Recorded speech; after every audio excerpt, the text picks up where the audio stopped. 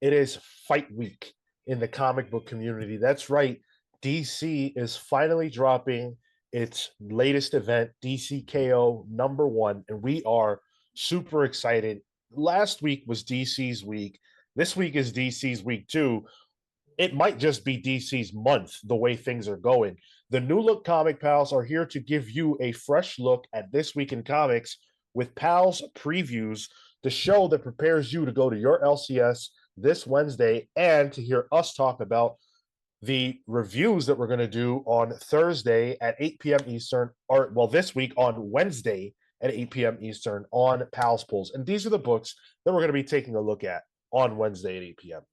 DCKO #1, Absolute Batman #13, Batman Dark Patterns 11, Transformers 25, and Marvel Knights Punisher #1. What a knockout of a week.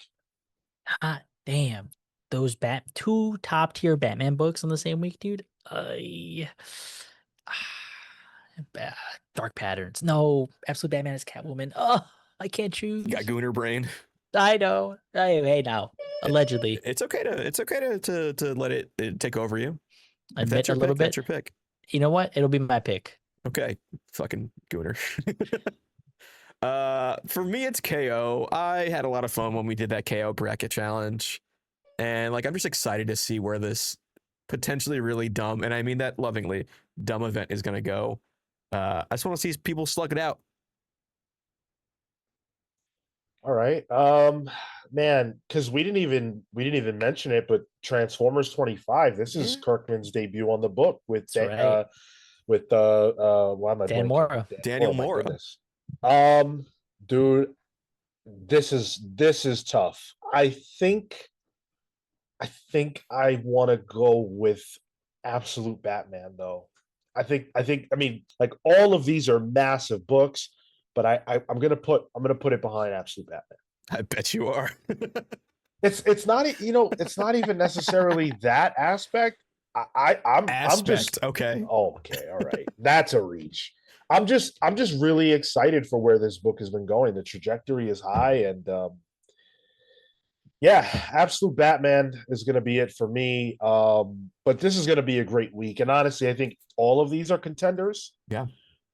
But somehow those aren't the only books we're going to be talking about on the show, because there is a whole other crop of books that could potentially make it onto the show this week, and those are the ones that you get to vote for in the Pals Polls poll. And so your options are as follows this week: Green Lantern Corps #9, Deluge #1, High Strangeness #1, and Spawn #1. Get your vote on. Whoa. What?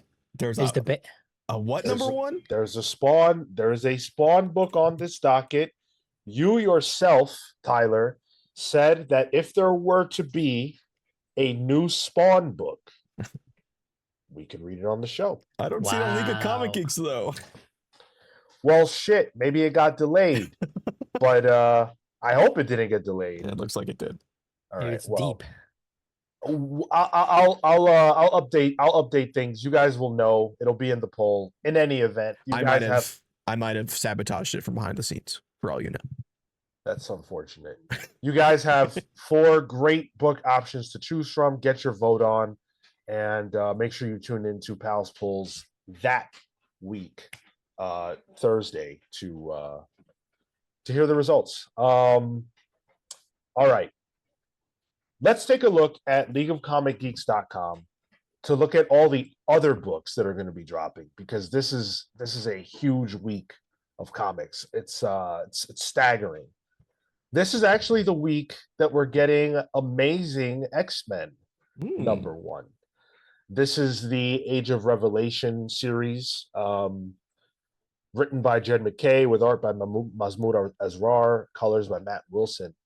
And it's a very interesting looking team. You got Cyclops. I don't even necessarily know who all these people are. Glob Herman. So that's good. Yeah, Glob's there. Yeah. That looks like Beast. Snow Bunny Beast is there. Oh, that is. And then one of them is the one that's in. The other 2 are in Jed McKay's run already. One of them is like one of the Animalia. Animalia is the one who's kind of in a romance with Beast. She was one of those like adults that got the mutant powers. Oh. And then the other guy is part of the 3K X-Men team that they have. So I don't know why he's on the side of these guys, but Huh. they were antagonistic last time they came into contact. Well, we'll be enjoying it for you, Sean. So, we'll give you a quick summary of what it is. We'll be Will you reading be? it. Yeah, you could read it. Are you going to be enjoying it? Let's not assume that. That seems That's a little right. far-fetched, Marco, but there's a lot of Marvel event tie-in stuff this week. We got the Age of Revelation stuff, but Marvel Comics Imperial War, Imperial Guardians #1. That's the one that's really, really kind of caught my eye. You know why? Because it's Jonathan Hickman on the cover. He's probably plotting some of it, but Dan Abnett is the one who's probably really writing it. Oh. And Dan Abnett coming back to Space Marvel is right down my alley. That's probably one of my favorite things ever was Dan Abnett's era of Cosmic Marvel. This also has art by Corey Smith and Luca Maresca. Super Skrull on the cover. I'm in. I'm simple. It's not only that though. We have Darkhawk on the cover. It looks like Amadeus Cho might be on there. Captain Marvel, Cosmic Ghost Rider, and Gamora, if I were to guess as well. That's a who's who of some Space Marvel characters. I am down for it. A whomst of people. Whomst. I am going to be picking up a little bit farther down there. Everything Dead and Dying #2. So I read the first one. An interesting take on the kind of like zombie apocalypse. This is by Tate Bromble with art by Jacob Phillips. And I enjoyed it. I thought it was an interesting premise. I thought it had legs. So I'm curious to see where this kind of goes and how the world for this the protagonist here kind of falls apart again, seemingly. I'm really excited to get to this. I still haven't made the time for it, but I very much want to read it. I'm glad to hear that you liked it. Yeah, it's good. I am looking forward to the Amazing Spider-Man Torn #1. Do it. Yeah, I think this is going to be cool.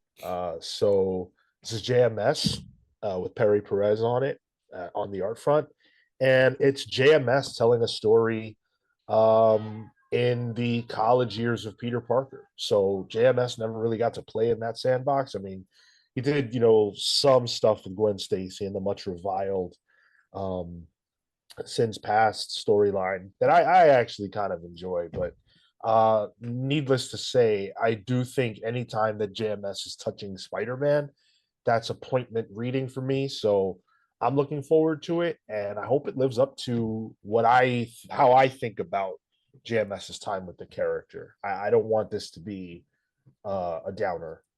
Yeah. I want to check out Strange Tales #1. Nice. This is a new Marvel comic by Jeremy Whitley, and art by Bailey Underwood. Bailey Underwood actually drew It Took Luke, which a friend of the show, Mark Bouchard, had written. Oh. Which has a character named after me in it. So I really like Bailey's art, and to see Bailey kind of taking over in the Marvel sense, let alone like the mystical realm of Marvel, which it looks like Nico Minoru and Scarlet Witch are kind of the main characters here. I'm down for that.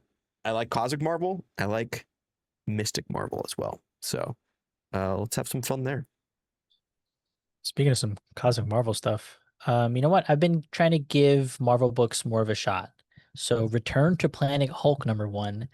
This is Greg Pak with Carlo Pagulayan on art. Seemingly celebrating the 20th anniversary with a new story from the world of Sakaar. So I'm interested to give this a shot. Again, trying to be more open to it. I feel like I've been a DC apologist for so long that I don't ever give it the fair shot. Muted. Oh, I was gonna say DC. You don't need to apologize for anything at DC at this point. That's fair enough.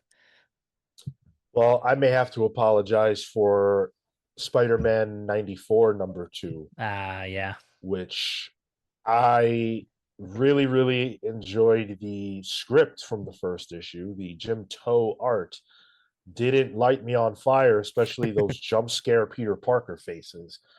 But I'm not going to let the art take away from my ability to enjoy this book. J.M. DeMatteis is going to sell me or not with this second issue. I enjoyed the first one enough. If the script is tight, I'll be back for the third, but this is the one that's going to decide it, especially because it's got Moreland and Kane, who I'm not the biggest fan of anyway. So DeMatteis is going to have to pull a trick to get me to stick around, but so far, so good. Yeah, that one didn't really work for me, but I also never watched the cartoon, so Yeah, same. understandable, I guess, from my point. A weird one. But guys, do you remember a writer? He wrote for X-Men a while back, Jonathan Hickman. Oh yeah. He's writing X-Men again, sorta, with Long Shots #1. This is part of the Age of Revelation tie-ins. This is Hickman and Jerry Duggan writing, with art by Alan Robinson. It's a Mojo comic. It's got Mojo. It's got Longshot. It's got Rhino, Bishop, Wonder Man, and Hellcat. Oh no, Hellcat! I'm in. Sold me. This just looks like a weird one. I think Kraven the Hunter's in it too. This is what I like about event books, specifically Marvel. They usually tend to do this, where an event book will come out, they'll throw a whole bunch of random people on a team book, and then some creator gets to have fun with it. And I feel like this is that book for this event. There's a lot of like weird solo ones happening, like Binary and All New Sabretooth and all that. But Long Shots is interesting to me, and I do like the concept of Mojo and the Mojoverse. I know it kind of is grating for people, but I like when writers get to play with the metatextual aspects of it, which I think these two will definitely have some fun doing. Nice. One of the other ones I'm looking to pick up a little farther down, Temporal #1. This is by Stephanie Williams, and the artist is Asia Fulmore, who did some Amethyst work, so kind of following her trajectory as she gets deeper into comics. This is a Mad Cave book, and seemingly going to be kind of like a family drama, where there's a situation for one last job, and you get pulled back into the life, and consequences happen. Kind of sci-fi, so interested to see here, and mostly looking to continue to support Asia. Well, for calling out indies, Marion Heretic #1 is dropping from Boom Nice. Studios with Teeny Howard on the words. Now, Teeny Howard has kind of fallen out of favor, I feel like, from the big two. I don't know if that's her design. I don't know. I don't know why. I have no idea. But I enjoyed her in the X-Men corner of things. So I've never read a non-big two book from her, but I certainly will give this a shot, and it seems like it's right up her alley. Experience a bold new series where divine conviction meets dark compromise. I mean, that alone sounds like Teeny's alley. And it seems like this is going to be it says a provocative new take on nunsploitation, which is not a word I've ever heard before, religious horror, and rebellion. I'm in. Hell yeah. Cool. Nunsploitation. That's a thing. Apparently. Yeah. I do want to check that out. The cover looks rad. Yeah. Also, like, this is just like good title design too. Like, yeah, I'm into that. I want to check out something I didn't know was coming out, and that is a Red Book #1. Oh yes. This is at Dark Horse. This is Tinian and Michael Ivanoming on it. They had previously worked on Blue Book, which is like it's just was it a one shot, Marco, or was it was a short, maybe 3 issues or something like that. But it was an alien story. And Tinian has a penchant for telling these spooky conspiratorial alien stories. That's Blue Book, right? Was it not Blue Book? Yeah, that's Blue Book. Yeah. Yeah. So I'm excited to see what the continuation of it is. And this one's set in Russia. So I get to see those Ruskies. Can we say that? I don't know. I've been reading too much JLI.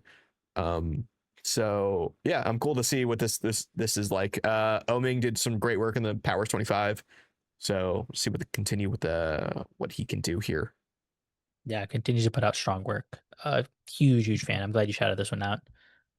The last one on my list was going to be High Strangeness, which seems to be a cross between Oni Press and Spectre Vision, which is a production company co-founded by Elijah Wood, Daniel Noah. I recognize the name for Condon, but the cover really caught me.